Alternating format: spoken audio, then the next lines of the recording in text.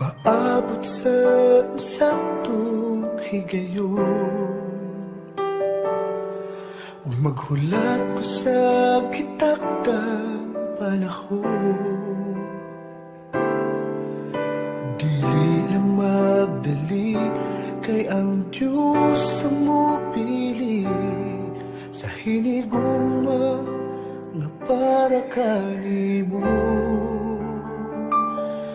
Andam sa muhatag sa gitinguha mo, ug dili niya ihatag ang dili para nimo.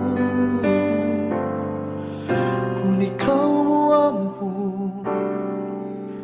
mapaabot, kini iyang ihatag kanimo.